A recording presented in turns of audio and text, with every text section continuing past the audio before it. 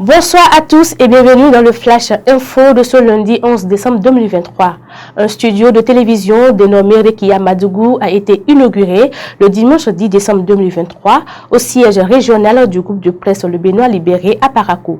Cet acte symbolique est une manière pour les responsables de ce média d'œuvrer pour la défense des droits de l'homme et d'immortaliser cette Amazone béninoise.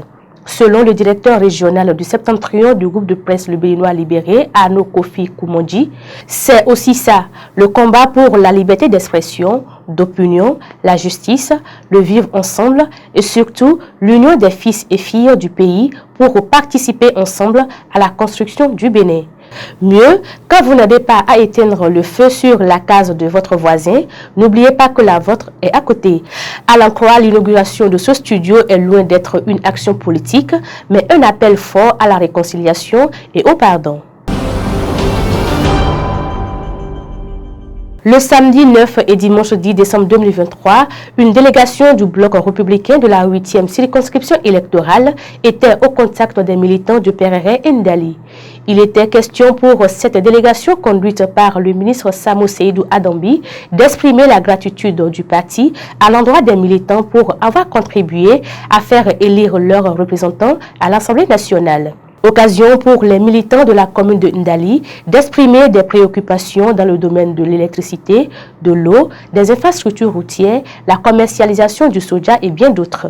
Et l'autorité ministérielle et sa délégation ont promis d'apporter des solutions. La présidente de l'association des Amazones du digital, Bachiratou Isiako, épouse Touré, était vendredi 8 décembre 2023 sur les antennes de Kandi FM. Il était question pour elle de parcourir les différents aspects de l'infos et les outils de détection de fausses informations. Cette initiative s'inscrit dans le cadre du programme Cross Border de l'ambassade des États-Unis. Le point de son intervention sur Kandi FM est disponible sur notre site internet www.dabarou.b. Un tour dans l'attaque au rap et plus précisément à Tukuntounan pour parler du quotidien Véridique Info qui a initié plusieurs jeunes au métier du journalisme. L'initiative émane du promoteur de cet organe de presse, Sébastien Yanga, basé à Tukuntounan. À travers un séminaire de formation théorique et pratique, ils ont été outillés sur le journalisme presse écrite, audiovisuel, le graphisme et surtout la communication digitale. La cérémonie de remise d'attestation a eu lieu le mardi 6 décembre 2023 dans la salle de lecture et d'animation culturelle de Tukuntounan.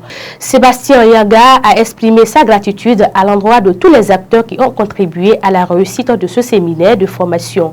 À l'en croire, son objectif, celui de former les jeunes dans le domaine du journalisme et numérique, a été atteint.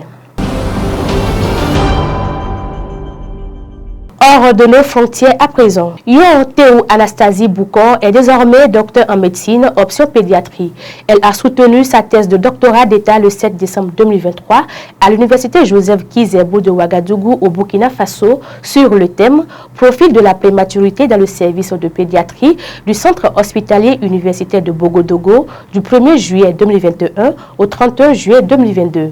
Après avoir défendu les fruits des résultats de ses recherches devant un jury présidé par le professeur Ouattara Adama, elle a été élevée au grade de docteur en médecine, mention très honorable avec les félicitations du jury. L'objectif de son travail était d'étudier les nouveau-nés prématurés hospitalisés dans le service de pédiatrie du centre hospitalier université de Bogodogo de Ouagadougou. Selon le nouveau docteur, 304 nouveau-nés prématurés ont été hospitalisés dans le service de pédiatrie durant la période d'études, donnant une fréquence hospitalière de 25,70%. Tapez www.dabarou.bj pour plus d'informations.